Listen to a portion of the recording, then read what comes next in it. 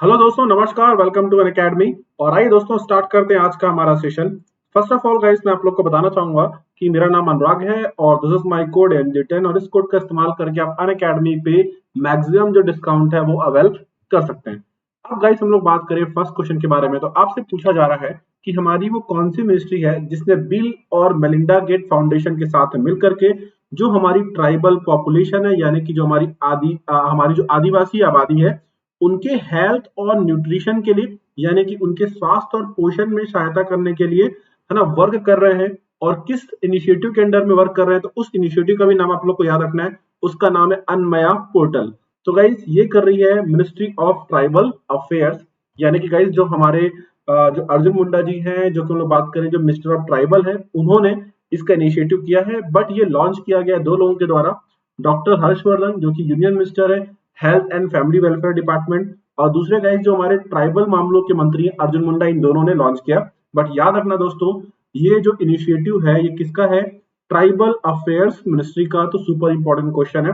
अगली बात करें गाइस, तो पीरामल फाउंडेशन जो है वो भी वर्क कर रहा है किसके साथ में? Bill and Melinda Gate foundation के साथ में। और साथ में गाइस हम लोग बात करें तो ट्राइबल अफेयर्स मिनिस्ट्री है। तो बिल्कुल याद रखना है आप लोग को, अनमया पोर्टल किसके लिए है? आपका जो ट्राइबल पॉपुलेशन है उनके हेल्थ और उनको न्यूट्रिशन सपोर्ट प्रोवाइड करने के लिए। अगले क्वेश्चन की तरफ हम लोग गाइस मूव करते हैं।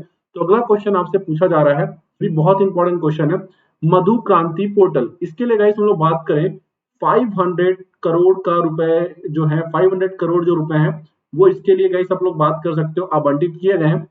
और आपसे पूछा जा रहा है जो मधु क्रांति पोर्टल है जिसकी शुरुआत की किसने? हमारे एग्रीकल्चर मिनिस्टर नरेंद्र सिंह तोमर ने, इन्होंने की है।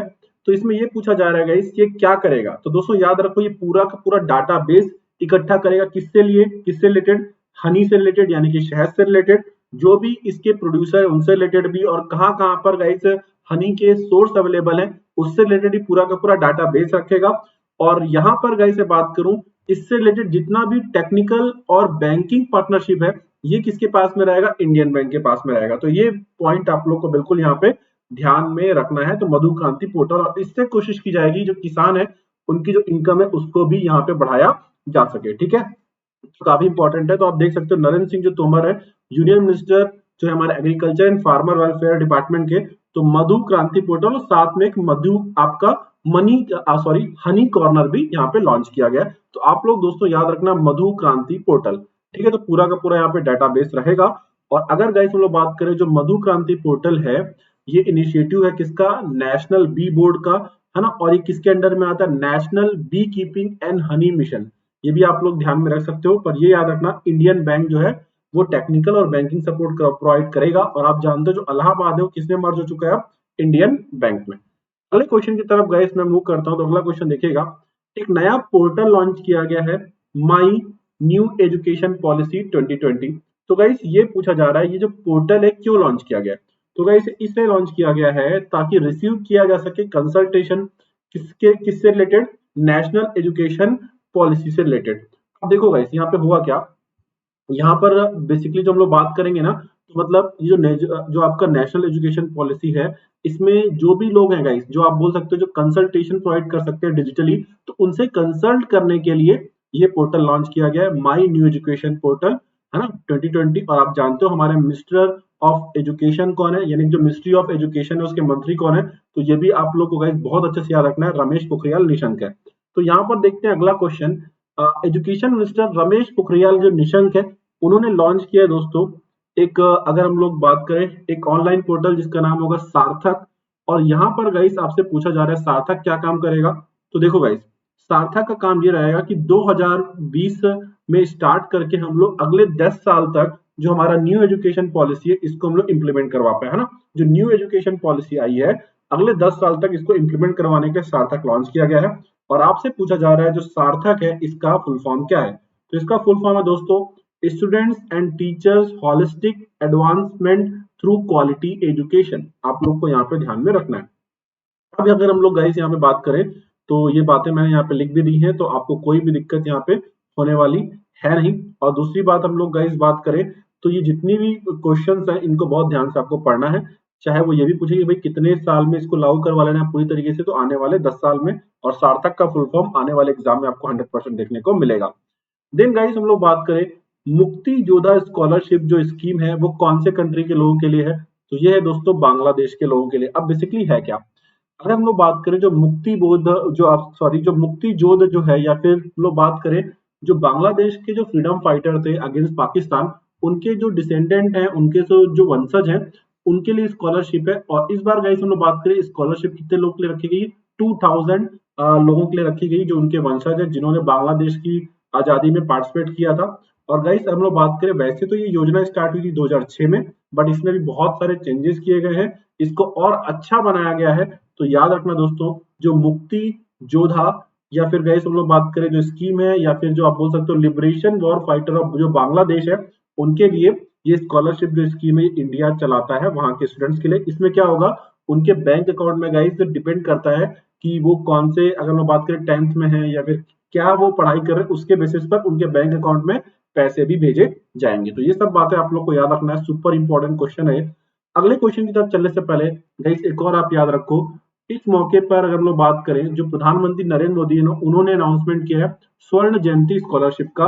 और यहाँ पर क्या होने वाला है दोस्तों, तो याद रखो जो बांग्लादेश है वहां के स्टूडेंट्स को गाइस साइंस और टेक्नोलॉजी और उसमें रिसर्च के लिए गाइस हम लोग बात करें, या फिर आप एक तरीके से बोल सकते हो ये एक प्रकार की रिसर्च फेलोशिप है बांग्लादेश के यूथ के लिए, जो उनको साइंस एंड टेक्नोलॉजी में रिसर्च के लिए प्रेरित करेगी। तो स्वर्ण जयंती ये नया इनिशिएटिव है।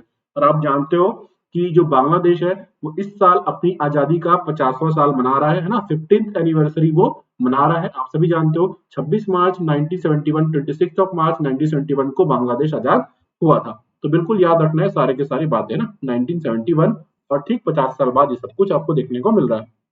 अगला गाइस हम लोग बात करें academic ranking of world university की जो रैंकिंग है, जिसको आप संघाई रैंकिंग भी बोलते हो, इसके हिसाब से इंडिया का बेस्ट हायर एजुकेशन इंस्टीट्यूट जो है वो किसको डिक्लेयर किया गया है। तो गाइस करेक्ट आंसर हो जाएगा यहाँ पे IISc Bangalore, Indian institute of जो साइंस है गाइस हम लोग बात करें, ये आपसे क्वेश्चन आएगा, इंडियन इंस्टीट्यूट ऑफ साइंस जो है आईआईएससी बैंगलोर, इसको best higher education institute declare किया गया है। और अगर आपसे बेस्ट यूनिवर्सिटी पूछ लिया जाएगा इस, तो याद रखना ये कलकत्ता यूनिवर्सिटी को दिया गया है। और अगर गाइस हम लोग बात करें तो academic ranking of world university 2020, इसी को हम लोग संघाई रैंकिंग भी बोलते हैं, क्योंकि ये संघाई बेस्ड रैंकिंग कंसल्टेंसी जो है वो जारी करती है। और जो बेस्ट इंस्टीट्यूट गाइस डिक्लेयर किया गया वो है आपका हार्वर्ड यूनिवर्सिटी, कहाँ का, यूएसए का। तो बिल्कुल सारी बातें आप लोग के लिए बहुत ज्यादा जरूरी है। अगला क्वेश्चन देखिएगा, अकॉर्डिंग टू फाइनेंस मिनिस्ट्री जो हमारी वित्त मंत्रालय है, उनके हिसाब से जितनी भी स्मॉल सेविंग स्कीम होती हैं, जो भी लघु बचत योजनाएं होती हैं, उनमें पूरे इंडिया का 12 से 15% जो कंट्रीब्यूशन है वो कौन से स्टेट के लोगों का है। तो गाइस करेक्ट आंसर हो जाएगा वेस्ट बंगाल। वेस्ट बंगाल के जो लोग हैं गाइस, जितनी भी आपकी आप बोल सकते हो जो स्मॉल सेविंग स्कीम्स हैं, उसमें सबसे ज्यादा पार्टिसिपेट वेस्ट बंगाल के लोग ही कर रहे हैं। और आप देख सकते हो कि इंडिया का टोटल का 12 to 15% आपको वेस्ट बंगाल से देखने को आ रहा है। अगला क्वेश्चन गाइस हम लोग देखते हैं, तो इंडिया ने कौन से कंट्री को गिफ्ट में दे दिया है फास्ट पेट्रोल वेसल। ये गाइस हम लोग जानते हैं ये पेट्रोलिंग करेगा, और किसकी हम लोग जानते हैं गाइस, जो उनकी जो वाटर बाउंड्री उन सभी चीजों के लिए, जिसका नाम क्या रखा है गाइस, आप लोग बात करें यहाँ पर आप लोग देखो पीएस, ये थोड़ा सा आप लोग यहाँ पे इसको हटा दीजिएगा, पीएस जीरोस्टर नाम है इसका, पीएस जीरोस्टर नाम है। तो ये बहुत तेजी से गाइस आपके लिए पेट्रोलिंग करने में हेल्प करता है। और ये इंडिया ने गिफ्ट किया किसको, सेचल्स को। और सेचल्स के बारे में हम लोग बात करें दोस्तों, तो यहाँ की कैपिटल भी आप लोग याद रखो, विक्टोरिया, करेंसी है रुपीज।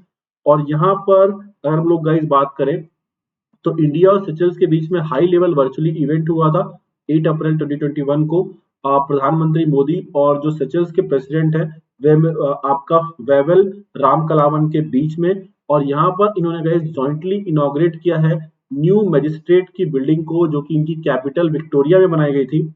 और गाइस याद रखना कि ये जो है बिल्डिंग बनाई गई थी, इंडिया ने भी इसमें असिस्ट किया है, यस और नो। अगर हम लोग बात करें किसको, सचेल्स को, तो काफी इंपॉर्टेंट बातें हैं, आप लोग प्लीज यहाँ पे ध्यान में रखना। और पहला कंट्री बना था सचेल्स अफ्रीका का, जिसको इंडिया ने कोविड-19 की वैक्सीन भी प्रोवाइड करी थी।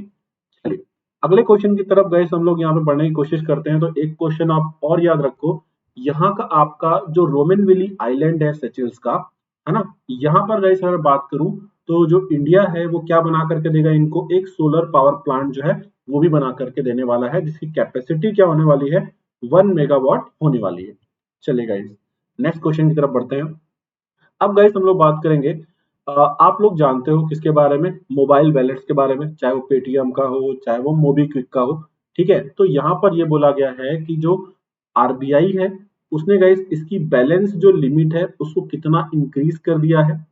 यस और नो अगर हम बात करें कितना उसको इंक्रीज कर दिया है। देखो मॉनेटरी पॉलिसी कमिटी है, ये बेसिकली आरबीआई के अंडर में वर्क करेगी। तो इन्होंने गाइस क्या किया बताओ, जो बैलेंस लिमिट हुआ करता था जो वैलेट का उसको इंक्रीज कर दिया है।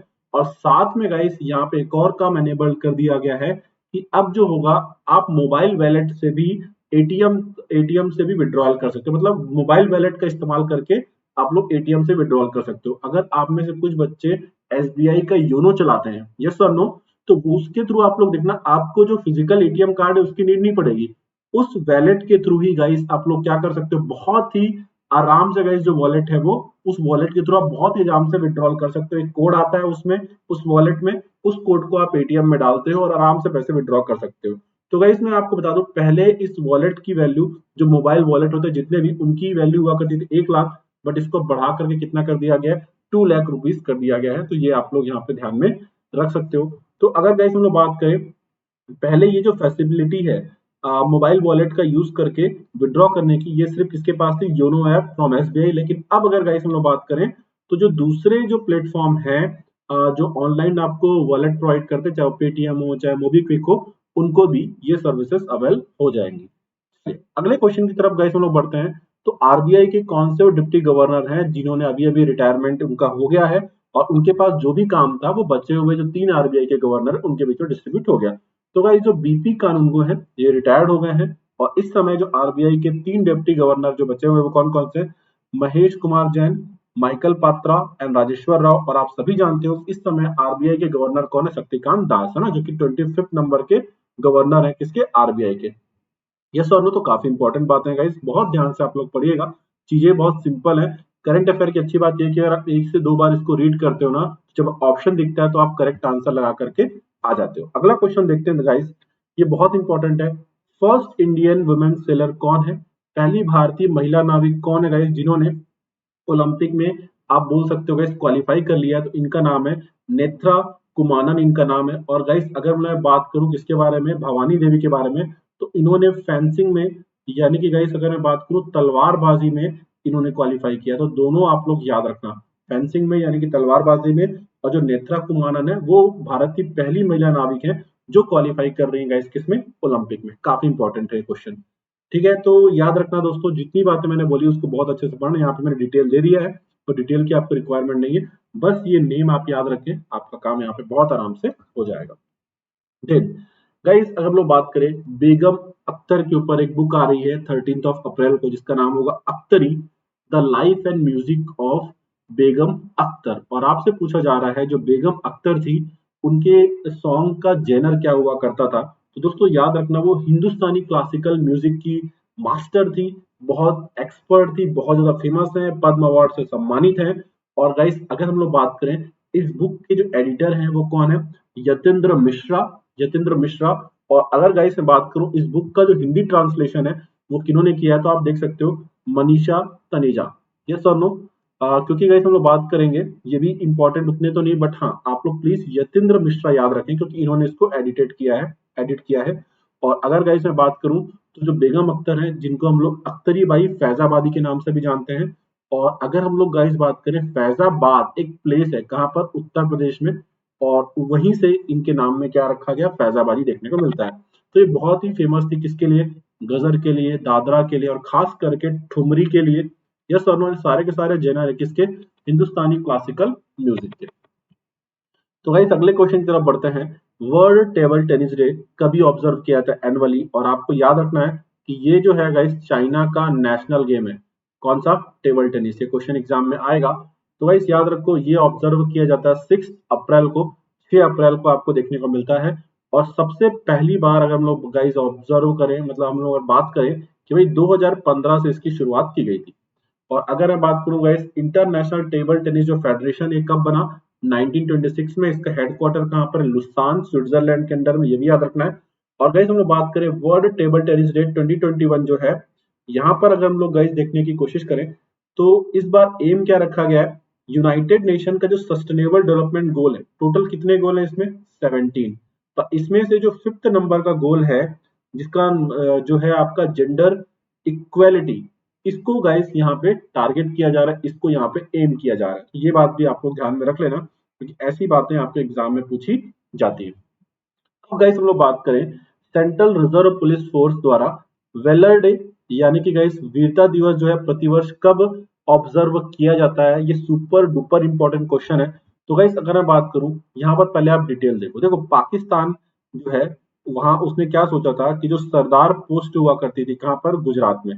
तो जब 1965 की वॉर चल रही थी तो हमारे यहाँ पे, हमारे पास में गाइस यहाँ पे बहुत ज्यादा फोर्स नहीं थी, पाकिस्तान को ये बात पता थी, पाकिस्तान ने अटैक कर दिया।